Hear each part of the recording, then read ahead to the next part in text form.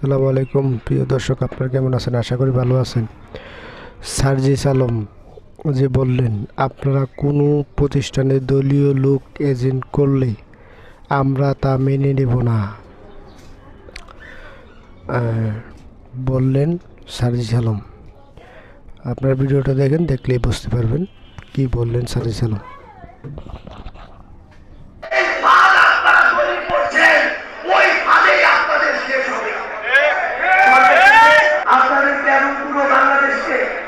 ছোট্ট করে শুধু কয়েকটি বার্তা দিতে চাই।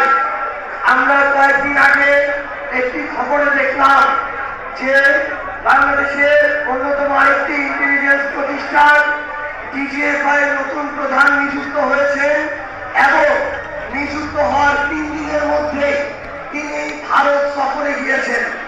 বাংলাদেশের কোনো মিডিয়াতে এই খবর আসে নাই, কিন্তু আমরা স্পষ্ট করে একটা কথা বলতে চাই, আপনারা রাষ্ট্রের প্রয়োজনে, নিরাপত্তার প্রয়োজনে যে কোনো দেশে যে কোনো সময় যেতে পারেন, আমাদের সমস্যা নাই।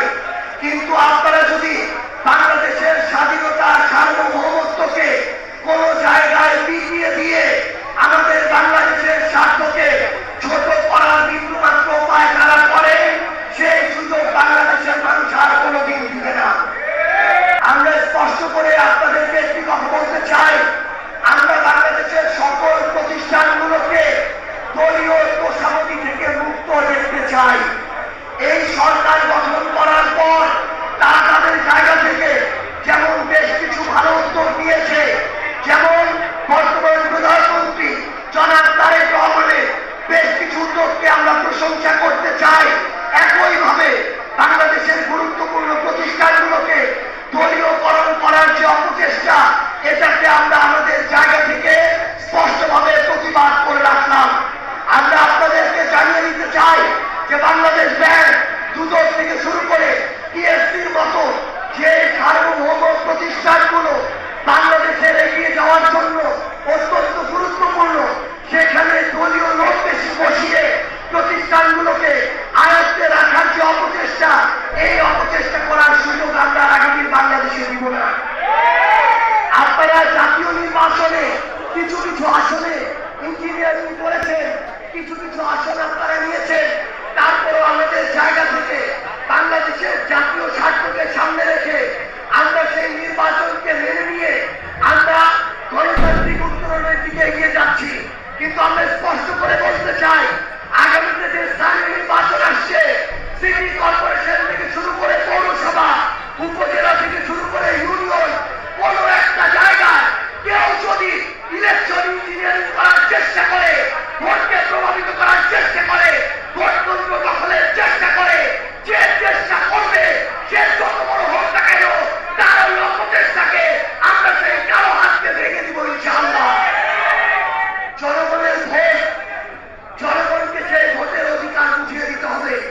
কোন দলের সাথে আমাদের সমস্যা নেই। অভ্যুত্থানের আগে আমরা একসাথে ছিলাম, অভ্যুত্থানের পরেও আমরা একসাথে থাকবো। কিন্তু কোন দল, দলীয় পরিচয় হোক আর না হোক, কেউ যদি আমাদের ভোটাধিকার কেড়ে নিতে চায়, ভোটকে প্রভাবিত করতে চায়, ইলেকশন ইঞ্জিনিয়ারিং করতে চায়, সেই সকল ইঞ্জিনিয়ারকে, সকল ইঞ্জিনিয়ারিং এর সর্বশেষ পথ যেটা, সেই পথ দেখিয়ে তাকে বাংলাদেশ ছাড়া করা হবে। আগামীতে আমরা স্পষ্ট করে শুধু একটা কথা বলে দেই, আমরা আমাদের ভোটাধিকারটা চাই, আমরা আমাদের প্রতিষ্ঠান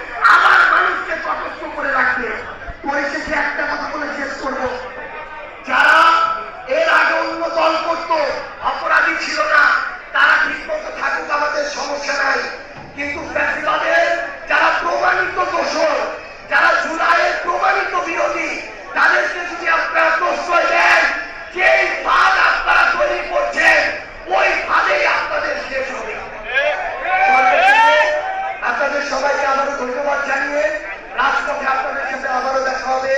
যদি ভিডিওটা ভালো লাগে লাইক শেয়ার কমেন্ট করে জানাবেন, আর এরকম নতুন কোনো ভিডিও পেতে চ্যানেলটা সাবস্ক্রাইব করবেন। সবাই ভালো থাকবেন, আল্লাহ হাফেজ।